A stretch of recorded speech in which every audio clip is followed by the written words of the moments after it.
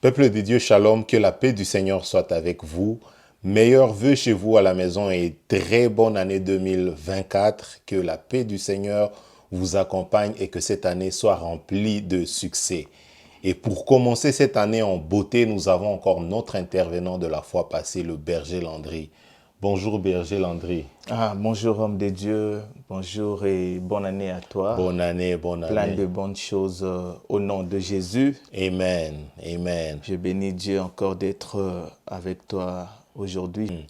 Amen, amen. La dernière fois que nous avions eu le temps de partage, on a vu que le sujet était très intéressant de parler sur le salut, de parler sur le sacerdoce, de parler sur le combat spirituel.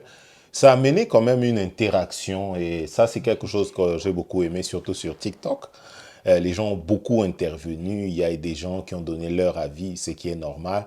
Et on encourage toujours les bien-aimés d'aller sur YouTube, là où il y a la vidéo tout entière, là où vous pouvez trouver beaucoup plus d'explications, d'informations. Sur TikTok, on met juste des parties importantes pour le partage. Et j'aimerais vraiment prendre ce temps pour te remercier pour l'intervention. Vraiment que Dieu continue encore à donner, à bénir encore, à donner beaucoup de sagesse afin que le peuple des dieux soit toujours édifié. Amen, amen. Merci beaucoup. Merci pour les bénédictions.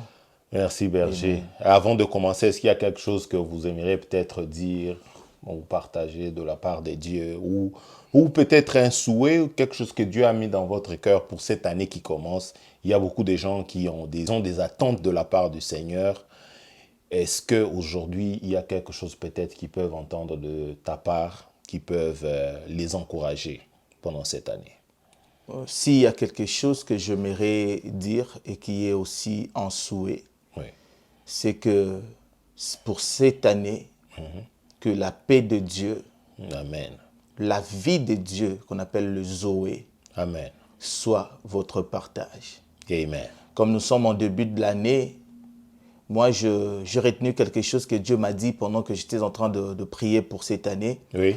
Dieu m'a dit, j'aimerais que tu vives cette année comme Dieu. C'est-à-dire, pour moi, je dis, c'est vraiment l'année de Dieu. C'est l'année où je vais vivre comme Dieu. Wow. Et je souhaite ça aussi pour vous, nos bien-aimés qui nous suivez, que cette année, que vous puissiez vivre comme Dieu. Comme Dieu Amen. ne tombe pas malade, Amen. comme Dieu ne meurt pas, comme Dieu ne manque de rien, comme Dieu n'a jamais été stressé, Oui. comme Dieu n'a jamais aucun problème, que cette année, que vous puissiez vivre comme Dieu au nom de Jésus. Amen. Je sais que vous avez eu sûrement beaucoup de problèmes, peut-être beaucoup de soucis durant l'année passée, mais la Bible nous dit ce qui est passé est passé. Et nous savons que le passé ne revient jamais. Amen. Et c'est même biblique. Et j'aimerais encourager le peuple de Dieu, vous qui nous suivez, de ne pas rester figé sur votre passé. Le passé est passé. Maintenant, visez le futur. Mais dans votre présent et dans le futur dont vous vivez, vivez vraiment comme Dieu. Amen. Et puis Jésus lui-même a dit, n'est-ce pas, Moïse vous a dit que vous êtes de Dieu. De Dieu. C'est pour dire que ce que Moïse avait dit, Jésus n'est pas venu contredire cela. Il est venu juste pour sceller ce que Moïse avait dit. Parce que Moïse, ce n'était pas un Dieu. Oui. Il avait juste déclaré. Oui. Mais le sceau pour mettre en vigueur la déclaration de Moïse, il a fallu que Dieu lui-même vienne pour sceller la déclaration là, pour que cela entre en vigueur. Amen. C'est que Moïse avait déclaré sur le peuple juif qu'ils étaient des dieux. Oui. Jésus, quand il est venu, il a confirmé cela pour mettre le sceau et mettre cela en vigueur. C'est pour dire que vous qui nous suivez, vous êtes de Dieu devant toutes les situations de la vie, devant tous les problèmes qui vous ont fait pleurer hier, devant toutes les maladies qui vous ont rongé. Je sais que vous êtes de Dieu. Étant de Dieu, vous avez le pouvoir, l'autorité de pouvoir réduire cela en silence, de pouvoir mettre cela hors état de nuire. Amen. Je prie que vous vivez comme de Dieu. Cette année, nous déclarons et nous proclamons sur vous le divin dans tous les côtés, dans tout le Amen. domaine, dans tous les aspects de vos vies, Amen. au nom de Jésus-Christ, Au notre nom Seigneur. de Jésus-Christ. Soyez bénis. cette année. Amen. Nous recevons cette parole, nous recevons ces déclarations qui vont nous mettre vraiment, même dans le vif de notre sujet aujourd'hui. J'ai aimé ce que vous avez mentionné tout à l'heure en parlant de Moïse, comme Jésus est venu accomplir, donc comme sceller la parole que Moïse avait dite. Amen. Et ça m'amène un peu à une question qui va nous amener à plonger. Donc, si je comprends bien, Jésus n'est pas venu abolir la loi. Il est venu l'accomplir ou bien il est... Donc, on sait quand même que la Bible, oui, Jésus le dit clairement, je ne suis pas venu abolir, mais accomplir la loi. Mais il y a quand même, il y a certaines personnes qui ne considèrent quasiment aucune parole de l'Ancien Testament parce que nous sommes au temps de la grâce. Quel est votre regard par rapport à ça? Moi, par contre, si quelqu'un déconsidère la loi, je pense que c'est une erreur. C'est une erreur parce que la grâce, c'est la continuité. Comment je peux dire? La loi est venue pour frayer le chemin à la grâce. Parce que la grâce n'aura pas son sens si la loi n'avait pas existé. C'est comme quelqu'un peut sentir comment je peux dire, la valeur de la liberté que si cette personne A été a incarcéré. été empêchée de Oui. vivre librement. Vous voyez? fait du sens. C'est comme toi et moi, on est libre. On n'a peut-être jamais été dans aucune prison. Oui. On ne sait vraiment pas la vraie valeur d'être libre par rapport à un prisonnier. Oui. Je pense que si la grâce a sa vraie valeur aujourd'hui aux yeux de tout enfant de Dieu, c'est parce que la loi avait existé. Ça, c'est un élément dont j'aimerais vraiment souligner. Oui. Mais je pense que Jésus n'a pas aboli la loi. OK. L'abolissement de la loi, c'est-à-dire l'annulation. C'est-à-dire quoi? Je vais donner un exemple vraiment un peu basique. C'est comme si moi, j'avais une dette vis-à-vis de toi. Oui. Prenons le cas des 100 dollars que je Oui. te dois. Abolir la dette veut dire annuler la dette. Toi, tu ne gagnes rien. Tu ne reçois rien de ce que tu m'avais prêté. Oui. Et puis, tu perds quelque chose. Oui. Ça, c'est abolir.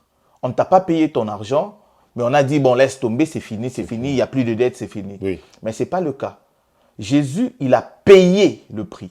Ça, c'est plus abolir. Ça, c'est plus annuler. C'est-à-dire qu'il a soldé.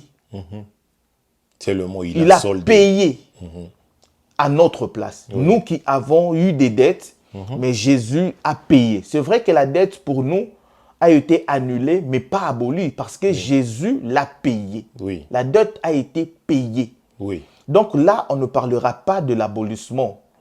Vous voyez? Ça fait du sens. Oui. On ne parlera pas de l'abolissement. C'est pourquoi lui-même, il a dit, il est venu pour donner le vrai sens. Donner le vrai sens, c'est-à-dire que toi, tu avais des choses à rendre, des comptes à rendre à Satan, le diable. J'aime comme la Bible dit, on était autrefois esclaves du péché pour la mort. Pour la mort. Mais qu'est-ce que Jésus a fait? Il a payé de sa vie pour que nous puissions être délivrés de l'emprise du diable, du péché qui nous menait à la mort. Vous voyez? Exact. C'est-à-dire qu'il y a eu un travail qui a été fait, il n'y a pas eu un abolissement, mais Jésus a réglé le compte. C'est-à-dire qu'il a accompli la loi à notre place. Il n'a pas poussé le monde à la désobéissance, mais il a au contraire accompli l'obéissance à la place de l'humanité. Ça, Et c'est c'est clair. ça ce que je pourrais dire rapidement. C'est-à-dire que nous devons considérer la loi, c'est pendant que nous vivons dans la grâce. Ça sera sûrement un long sujet à expliquer, mais considérons la loi et vivons dans la grâce. Amen. Amen. J'aime cette fin. Considérons la loi, mais vivons dans la grâce. Et la prochaine question, c'est est-ce que la dîme aujourd'hui, puisqu'on est en train de parler de la nouvelle alliance, quelle est la place de la dîme dans la nouvelle alliance? Est-elle obligatoire? Est-elle optionnelle ou carrément on ne doit plus payer la dîme puisque nous sommes dans la nouvelle alliance? Ok. Déjà, quand on parle de la dîme, même dans l'Ancienne Alliance et même dans la Nouvelle Alliance, le caractère obligatoire ne s'applique pas à la dîme. Ah oui? C'est un acte volontaire. Ok. C'est un acte que tu poses de toi-même. Oui. Il n'y a pas d'obligation là-bas. Et puis, j'aimerais souligner que la dîme, ce n'est pas une loi. Ok. C'est un principe que Dieu a instauré, qui n'est pas une loi. Parce que la Bible dit, je crois dans Jean 1, 17, comme ça, Oui. que la loi est venue par Moïse. Oui. C'est pendant que la première personne à payer la dîme, c'était Abraham. Oui. Il a vécu avant Moïse. Oui. Ce qui veut déjà dire que la dîme n'est pas une loi. Et tout ce qui n'est pas une loi n'a pas de caractère obligatoire. Oui. C'est un principe. C'est une recommandation, la dîme, mais pas une loi. Parce que une loi, lorsqu'elle est transgressée, elle doit être, les transgresseurs doivent être sanctionnés Oui. de ces transgressions. Oui. Par contre, quand vous regardez, la dîme n'a pas été une loi.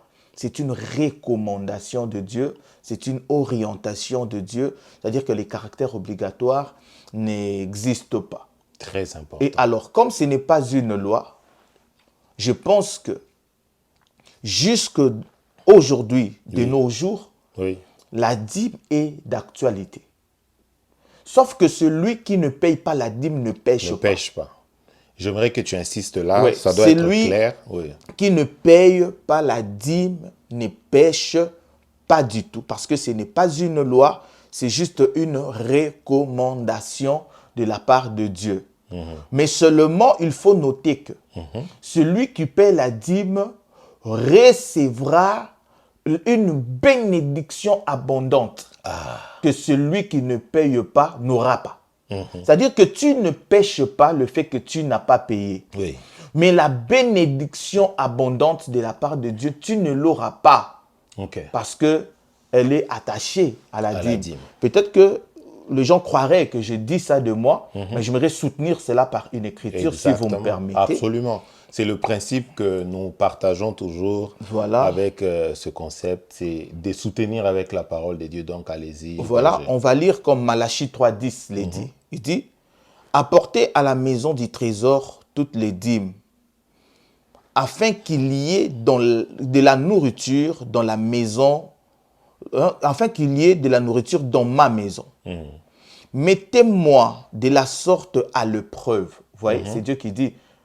C'est-à-dire, quand tu payes ta dîme, c'est une façon de mettre Dieu à l'épreuve. Mais à l'épreuve de quoi? De quoi? Et lui-même dit, dit l'Éternel des armées, et vous verrez si je n'ouvrirai pas pour vous les écluses de cieux. Si je ne réponds pas sur vous la bénédiction en abondance. C'est pas moi. Malachie 3,10 le dit clairement. C'est pour dire que lorsqu'on donne la dîme, c'est une façon de mettre Dieu à l'épreuve. Celui qui donne la dîme peut ne pas avoir beaucoup de temps de prier sur sa propre vie.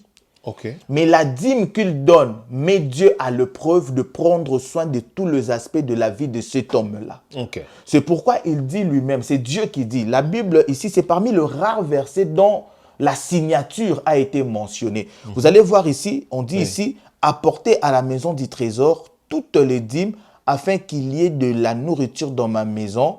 Mettez-moi De la sorte. moi de la sorte à l'épreuve. Dit l'Éternel des armées. Dit l'Éternel des armées. Donc, il y a une signature. Mais pas seulement la signature de Dieu comme étant éternel, mais on a souligné une fonction spécifique des armées. Quand on souligne ici que c'est l'Éternel des armées, on n'a pas dit le Dieu de paix. Oui. On n'a pas dit le Dieu Elohim. Ici, on dit des armées. Ça montre déjà que celui qui paie la dîme, Dieu prend la responsabilité de protéger la personne, parce que c'est le rôle de l'armée, de combattre pour la personne, de sécuriser la personne, exactement, de les protéger, pas seulement lui, mais la personne ainsi que tous ses biens. Tous ses biens. Et par le fait que Dieu va protéger la personne et tous ses biens, c'est lui qui paye la dîme. Dieu fait quoi? Il répand sa bénédiction abondante dans la vie de cet homme-là. Wow. Mais celui qui ne paye pas la dîme, c'est un fils de Dieu. Il a le salut en lui. Il ne pêche pas, il n'est pas en conflit contre Dieu, il n'a aucun problème. C'est-à-dire qu'il ne faut même pas porter des culpabilités quand tu ne payes pas ta dîme. Exact. Mais rassure-toi que le bénédiction attaché à la dîme, ça ne sera pas ta part parce qu'on ne récolte que ce qu'on a sémé. Wow. Et c'est ça le principe. Wow. Donc, ce n'est pas la loi du tout parce qu'Abraham l'a donné. Jacob, après la vision de l'échelle, il a même promis à Dieu quand il a fait une prière. Ce n'était pas après la loi ou dans la loi, c'était avant la loi. Oui. Et il a même promis à Dieu, je ne sais pas si je peux soutenir cela. Oui, absolument. Je vais lire ça, c'est dans Genèse 28. Je vais commencer au verset 20, je vais lire jusqu'au 22. Oui. Genèse 28, 20, 22, la Bible dit, « Jacob fit un vœu en disant, « Si Dieu est avec moi et me garde pendant ces voyages que je fais, s'il me donne du pain à manger et des habits pour me vêtir, et si je retourne en paix à la maison de mon Père, alors l'Éternel sera mon Dieu. Cette prière que j'ai dressée pour monument sera la maison de Dieu et je donnerai la dîme de tout ce que tu me donneras. » Ici, Jacob a promis à Dieu la dîme de tout ce que Dieu lui donnera. Ce n'était pas la grâce, ce n'était pas la loi, c'était bien avant la loi, avant la grâce, que Jacob a fait un vœu à Dieu. Est-ce que c'est Dieu qui lui avait demandé ça? Non. Est-ce que c'était un prophète qui lui avait demandé ça? Non. Est-ce que c'était une autorité spirituelle de ce temps-là qui lui avait imposé la dîme? Non. C'est venu de lui-même. Une résolution personnelle pour pouvoir donner la dîme. Donc, c'est ça ce que je peux dire rapidement par rapport à la dîme. Donc, c'est un principe qui est en vigueur jusqu'à aujourd'hui. C'est vraiment d'actualité. Même sous la grâce, nous sommes censés donner notre dîme. Merci pour cet apport et cet éclaircissement assez enrichissant et important. Donc, on comprend ici qu'en tant qu'enfant de Dieu, la dîme, elle est optionnelle. Mais on vous donne aussi les avantages qui est dans cette option. Donc, vous pouvez peut-être ne pas la payer, vous allez vivre normalement. Mais ceux qui choisissent d'obéir à ce principe divin, donc ils ont vraiment des avantages. Merci beaucoup pour cet enrichissement. Je vous en prie. Et si je peux dire quelque chose comme pour chuter, la dîme, c'est vraiment un principe qui a traversé toutes les dispensations, apparemment. Wow. Ouais. Ça a traversé toutes les dispensations jusqu'à ce qu'aujourd'hui, nous sommes dans la grâce, mais nous payons la dîme. Oui.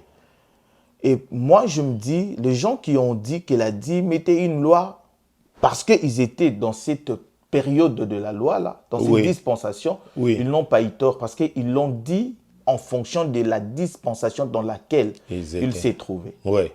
Mais lorsque une loi traverse jusqu'à nos jours, à la grâce, cette loi n'est plus une loi. Oui. Je vais donner un exemple. La loi dit « tu ne tueras pas, tu ne voleras pas ». Est-ce que, puisque nous sommes dans la grâce, devons-nous tuer et voler? Non. Non. Est-ce nous sommes dans la loi?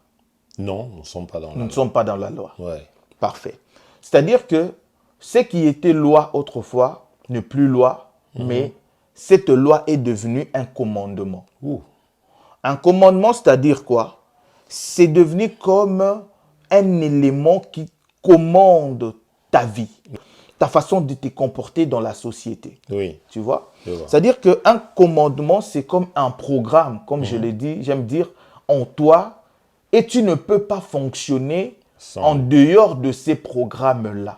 Vous voyez? Comme mon téléphone ici, ça ne peut pas fonctionner au-delà de tout le programme ou des applications qui sont téléchargées ici. Ici dans le téléphone. Vous voyez? Donc, mon téléphone ne peut faire que les activités liées à des applications qui sont là. Donc, Oui. les commandes qui sont à l'intérieur. Exact. Et c'est ça la dîme. De nos jours, je peux me permettre de dire que c'est un commandement. Oui. Donc, je n'ai même pas besoin de craindre, si je ne paye pas la dîme, il y aura un malheur qui va m'attendre. Non, je sais déjà que je dois le faire. Oui. C'est un commande, c'est instinctif, c'est automatique. Je n'ai même plus le temps de penser si je dois payer ou pas. Je sais que je dois le faire. Vous voyez? Donc, c'est comme une application qui vit en moi une fois que mon salaire entre. Déjà, je sais que je dois Oui. payer ma dîme. Vous voyez? Donc, c'est vraiment ça. Ce n'est pas une loi, mais c'est un commandement, c'est une application en nous et on ne peut pas vivre sans pouvoir ne pas donner cela. Mais celui qui ne paye pas sa dîme, gloire à Dieu, que Dieu te bénisse, mais les bénédictions attachées à la dîme, ça ne sera pas ton partage. Amen, amen. Merci beaucoup. Merci beaucoup. Nous allons directement passer à la prochaine question.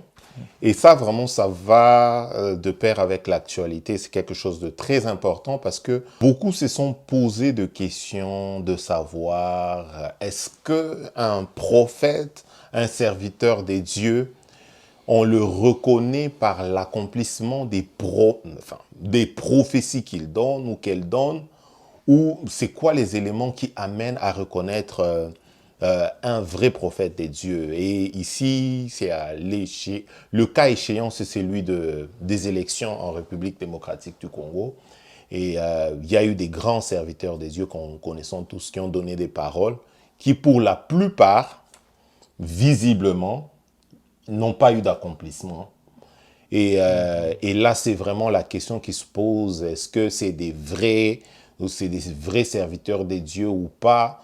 Nous savons peut-être, moi, je sais personnellement que c'est des serviteurs des dieux que je connais depuis des années et nous avons les témoignages de l'Esprit sur eux. Mais en tant qu'homme de Dieu, comment vous pouvez expliquer à ceux peut-être qui sont nouvellement convertis, qui se laissent peut-être emporter par tous les vents par rapport à ça, comment ils peuvent se tenir par rapport à cette situation? Qu'est-ce que tu peux donner comme conseil? Gloire à Dieu. Je pense déjà que évaluer l'authenticité d'un prophète par rapport à l'accomplissement de prophéties que le prophète donne, Oui. c'est une grosse erreur. Okay. On ne peut pas évaluer l'authenticité d'un prophète en fonction de l'accomplissement de ce que le prophète déclare. Okay. Pour justifier ça, j'aimerais déjà dire que le prophète n'est pas responsable de paroles prophétiques qu'il déclare. Oh. Ouais, c'est juste un canal par lequel le Seigneur fait passer sa voix. Donc, aller blâmer Dieu. Il n'est pas responsable. C'est comme les agents de la poste. Oui. Il n'est pas responsable de ce que toi tu as acheté ou de ce que le vendeur t'a envoyé.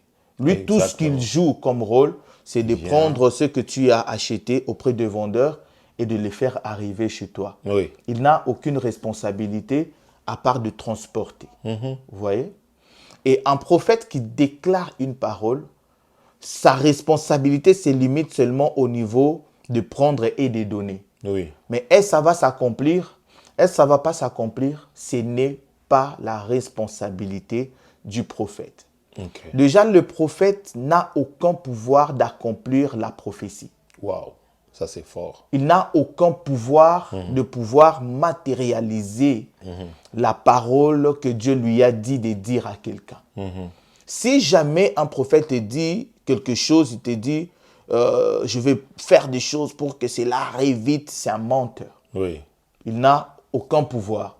Le Seigneur qui lui a chargé de te dire ça, c'est lui-même qui est responsable et qui a le pouvoir de pouvoir accomplir sa parole. Okay. Mais le prophète n'a aucun pouvoir.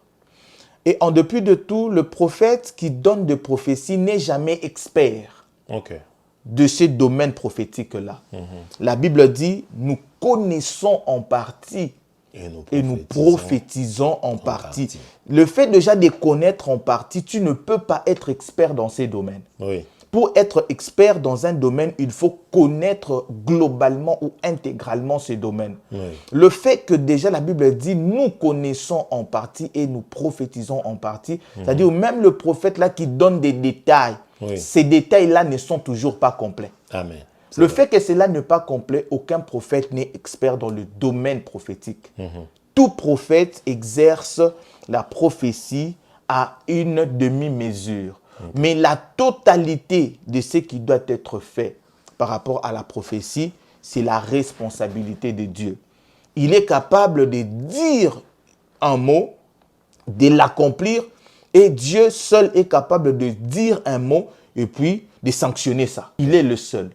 Mais Dieu peut changer sa parole, mais Dieu ne change pas. Oui. Ça, c'est une nuance.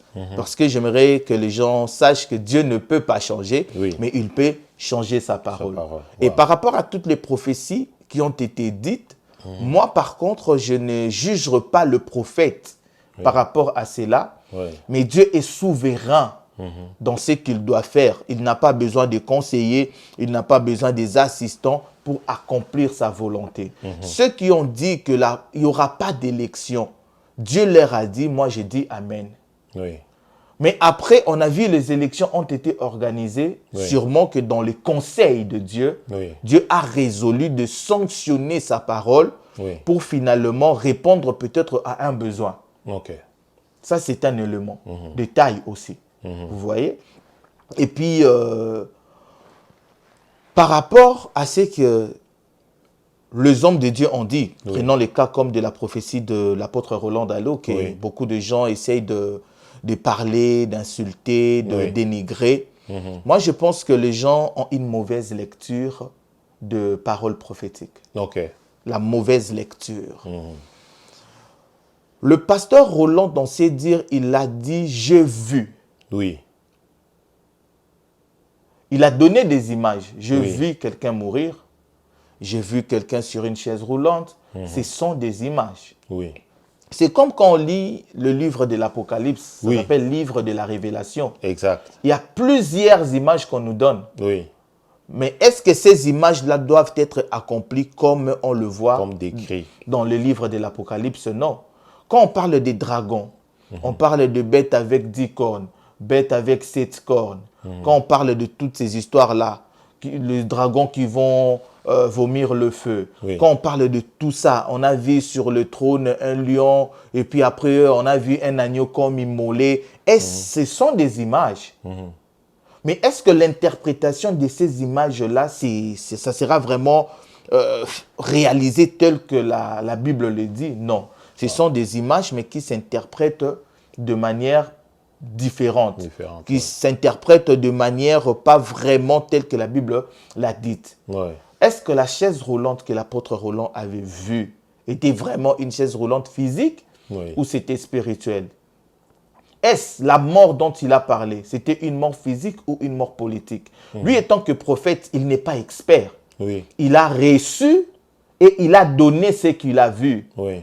Et Dieu dit, la Bible dit que nous connaissons en partie et nous prophétisons en partie. Oui. Mais si on essaie de voir, peut-être que pendant ces élections, il y a des morts politiques. Peut-être pendant ces élections, il y a des politiciens dont leur carrière politique est vraiment sur les chaises roulantes. Oui. Peut-être il a été question de ça, Oui. de leur vie politique, de leur carrière politique, qui sont sur les chaises roulantes. Certains même qui sont totalement morts. Mais ça ne veut pas dire que les gens devaient mourir physiquement, que les gens devaient être physiquement sur les chaises roulantes. Ça ne voulait peut-être pas dire ça. Vous voyez? C'est-à-dire que pour commencer à interpréter une parole prophétique, il faut beaucoup de discernement. Oui. Et si tu n'as pas de discernement, c'est mieux d'aller chercher l'interprétation dans la prière, que le Seigneur lui-même te parle encore clairement des images dont le prophète avait dit dans l'assemblée. C'est que le pasteur Roland a dit, à mon avis, je trouve que c'est vrai. Oui. Il y a beaucoup de vérité à l'intérieur. Moi, personnellement, étant un homme spirituel, j'ai vu l'accomplissement de ces paroles prophétiques-là. OK. Que l'apôtre, moi, je l'ai vu. OK. J'ai vu l'accomplissement. OK. J'ai vu de morts politiques. Il y a des gens aujourd'hui qui ne postuleront plus jamais à la présidence de notre pays. Exact. Il s'agit d'une mort politique. Wow. Il y a certains là qui n'auront plus aucune influence, aucune force. Ils sont désormais sur des chaises roulantes dans leur vie politique, dans leur carrière politique. Wow. Il a peut-être été question de ça. Et vous allez voir qu'il y a un seul qui aujourd'hui est en train d'être chanté et d'être aimé par la population, le seul. Mais quand vous regardez réellement, presque tous les candidats qui ont postulé pour les élections présidentielles, vous allez remarquer une chose, que la prophétie de l'apôtre Roland Dallot s'est accomplie dans leur vie, mais vraiment dans leur vie politique. Ok. Waouh, ça c'est... Merci beaucoup pour cet éclaircissement. Je pense qu'en tant qu'enfants des dieux, nous devons arriver à une maturité. Nous devons arriver à avoir une lecture des choses, non pas comme tout le monde, non pas juste parce que telle personne a dit, tel chroniqueur, telle personne a essayé de donner son avis. Chacun fait, la plupart des gens aujourd'hui font des choses par rapport à leurs propres intérêts.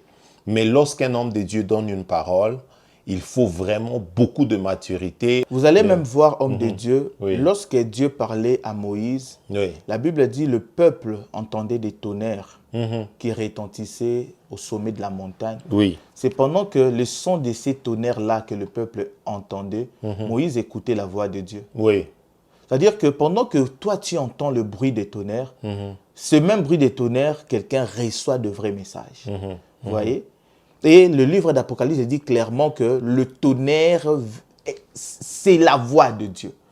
Mais quand le tonnerre retentisse, on entend juste on entend du bruit, mais c'est pendant que c'est la voix de Dieu, le bruit de ces tonnerres. Mais seulement les initiés, les gens spirituellement évolués, qui sont en mesure de décoder la voix de Dieu dans les tonnerres. Ce que l'apôtre Roland a dit, il a dit cela comme ça. Dieu m'a dit, j'ai vu la mort d'un acteur politique. J'ai vu l'autre sur la chaise roulante. J'ai vu. Mais cependant qu'il ne s'agit pas forcément de leur vie physique comme ça, de leur santé physique. Il ne s'agit pas de la mort physique, mais la mort peut être une mort spirituelle. Ça peut être, quand la Bible parle de la mort, c'est vraiment vague. Et moi, je pense que ce que l'apôtre Roland a dit, c'est là, c'est accompli.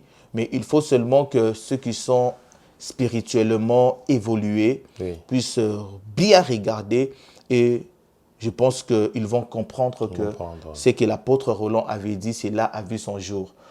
Nous allons voir ça tout au long de cette année 2024. Il y a des hommes politiques dont leur voix n'auront plus aucune influence. Exactement. Ils seront confondus à des citoyens lambda, à monsieur et madame tout le monde. Il y aura certains qui seront sur des chaises roulantes, c'est-à-dire qu'ils n'auront pas vraiment beaucoup d'influence, mais ils ne seront pas non plus totalement effacés de la société. Vous voyez? C'est-à-dire que c'est tout ça dont il a été question, mais c'est le problème au niveau de l'interprétation de la prophétie. Parce que le prophète n'est pas l'interprète de sa prophétie. Un interprète, il y a des gens qui ont le don d'interpréter le prophétie, mais il y a aussi ceux qui ont le don seulement de prophétiser. Vous voyez, l'apôtre a prophétisé, mais on avait manqué d'interprétation vraiment pour faire comprendre cette prophétie au niveau des oiseaux de la basse-cour. Vous voyez, les aigles peuvent décoder, mais les oiseaux de la basse-cour ne peuvent pas décoder. Mais je viens de t'expliquer tout de suite, tu peux commencer déjà à voir que ce que l'apôtre avait dit, cela a été accompli. Et même si cela n'était pas accompli, il est toujours un vrai homme de Dieu.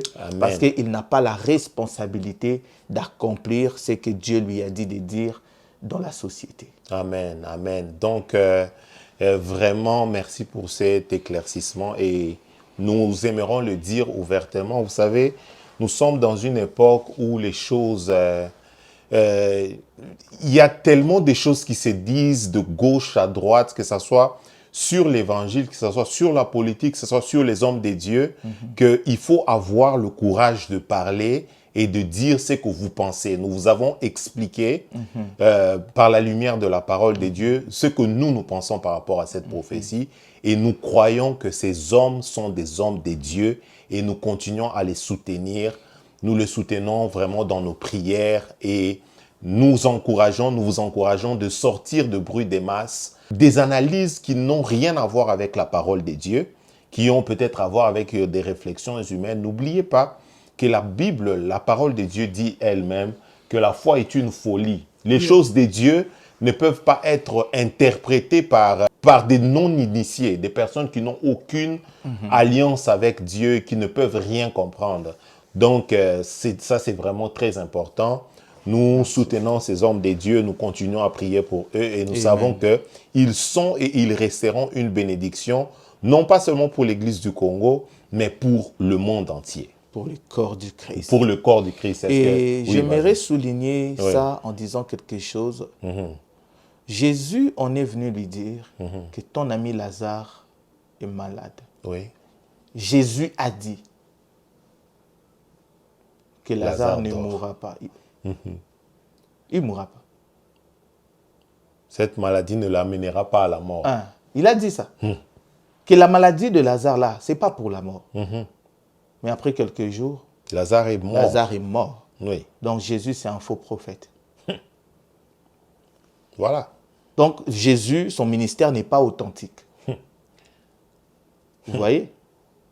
Exactement. Et Lazare est mort. Pas seulement mort, et enterré. Et il sentait déjà. 4 jours après, Jésus est allé.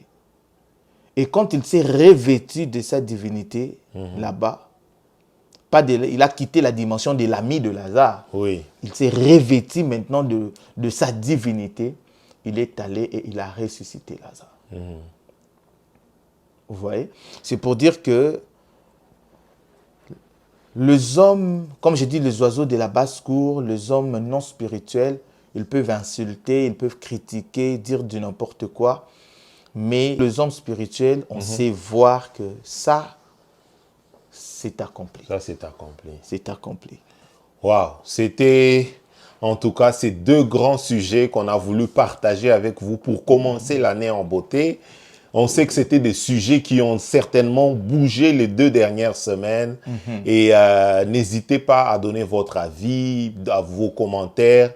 Abonnez-vous nombreux à notre chaîne. Ça sera une façon pour nous de savoir que vous nous soutenez en ce début d'année. Partagez à un plus grand nombre. Que Dieu vous bénisse. On va se retrouver dans une semaine encore. J'espère qu'on aura le temps de retrouver l'homme de Dieu malgré ses nombreuses occupations. Je ne sais pas vous dire combien c'est difficile de l'avoir, mais par la grâce de Dieu, on pense qu'on aura encore le temps d'avoir encore de moments de partage. Oui, ça c'est...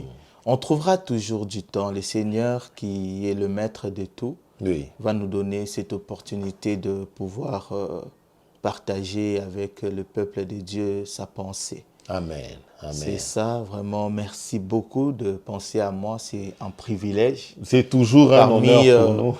Beaucoup d'hommes de Dieu qui sont dans la ville, qui ont sûrement de la connaissance au-delà de ce que nous avons. Mais ton choix a été porté sur ma faible personne. J'aimerais te dire un grand merci et j'aimerais que tu saches que je considère tous ces instants vraiment à sa juste valeur. Amen. Ce n'est pas un acquis, c'est une faveur que tu me fais. Amen. Que Dieu te bénisse pour ça. Amen, amen, amen. Vraiment, merci aussi. Merci pour ton temps. On ne dira jamais assez merci. Et que Dieu continue à nous bénir. Cette année, nous avons des très bonnes choses. Restez juste branchés et vous serez informés sur ça. Que Dieu vous bénisse et bon week-end chez vous. Amen.